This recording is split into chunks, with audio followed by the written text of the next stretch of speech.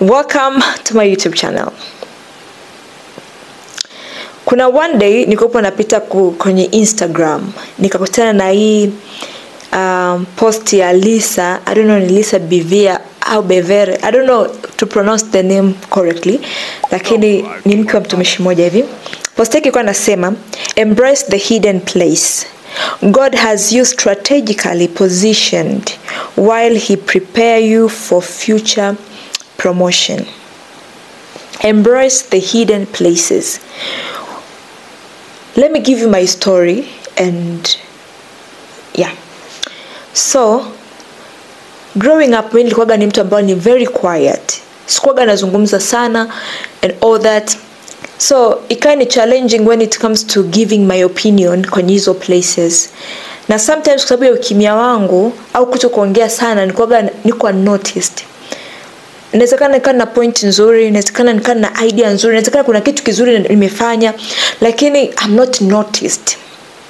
Nakumbuka one day nikiwepo chuo, nikaa nimechaguliwa kwa kiongozi pale chuo. Tulikuwa tuna sessions ikoga ni kila Alhamis. So tulikuwa tunafanya vitu vingi tofauti ambavyo in our eyes tulikuwa tunasema wow, we did good.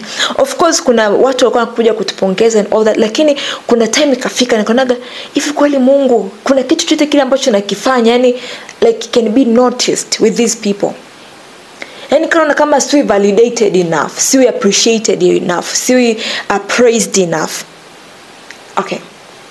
Ikaina nipa ugumu, Mungu akaanza kunifundisha hivi.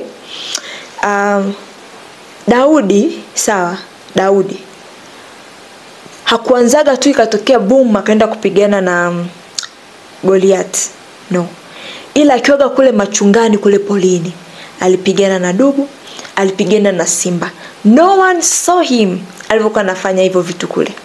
Daudi kwenye Zaburi zake anasema kwamba Mungu ndio afundishe vidole vyake vita. Huyu shujaa tunayemuona Daudi hakuwa ametengenezwa mbele ya stage, ila Daudi alitengenezwa huko machungani, mafichoni ambako alikuwa haonekani. Sio, unaelewa?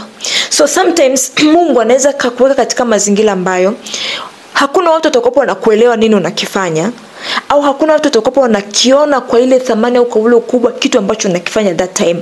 Usiache kufanya, fanya kwa sababu God anakubuild. Wakati Daudi anaandaa wale anawachunga wale kondoo, kumbe Mungu anamuandaa kuwa mchungaji wa watu wake.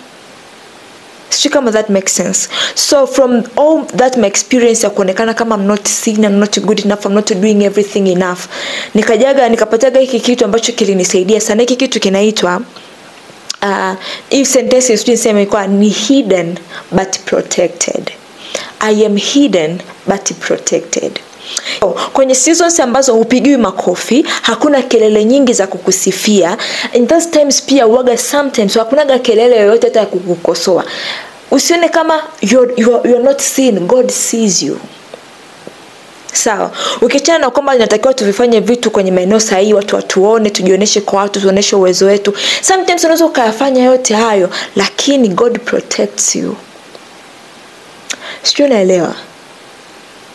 Okay, imagine mtu ambaye anaitwa Yohana Mbatizaji. Yohana Mbatizaji yuko huko polini, huko nyikani, anakulaga tu nzige na asali. Kule Mungu anafanya nini? Anamtengeneza, anamuandaa.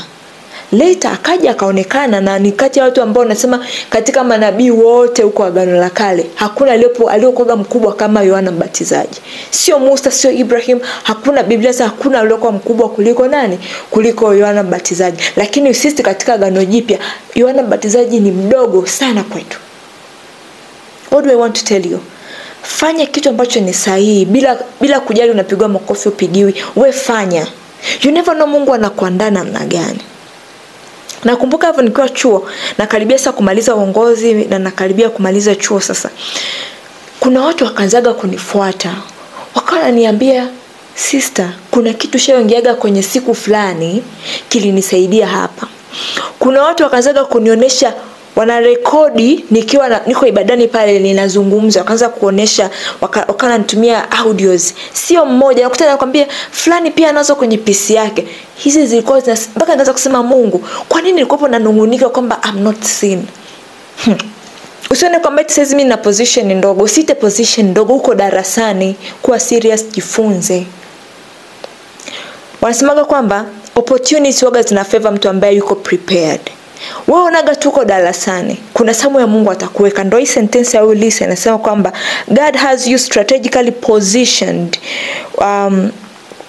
while he prepares you for future promotion. Kuwa mwaminifu sasa hivi, Mungu atakuweka katika mambo makubwa. Usife moyo, usizimie kwamba like there's nothing I'm doing. Mimi nikaanza kukuambia the testimonies, watu walivyokuwa wanaanza kuniappreciate mpaka nikupo na wanda. Ndio mimi ambaye nilikuwa simaga sionekani. Kumbe that time ambapo mimi naona sionekani, kumbe watu wananiona bana. Ila tu pengine zilikuwa zinifikie. Kwa hiyo sometimes unaweza kuhisi kama hakuna kitu ambacho kiendelea katika maisha yako significant, but do that. Because one day you'll understand kwa nini Mungu alikwambiaga vile alivyokuambia, kwa nini Mungu alikuweka katika mazingira yale aliyokuweka. Kuwa mwema, fanya vitu ambavyo unatakiwa kuvifanya that time. Usikate tamaa, usife moyo. Umeelewa Okay. Do not forget to subscribe, comment, like and share. Lakini pia unaweza kanipata kwenye Instagram and YouTube. TikTok, kwa majina yangu mazuri kabisa, Elizabeth Sichalwe. Have a good time. Bye.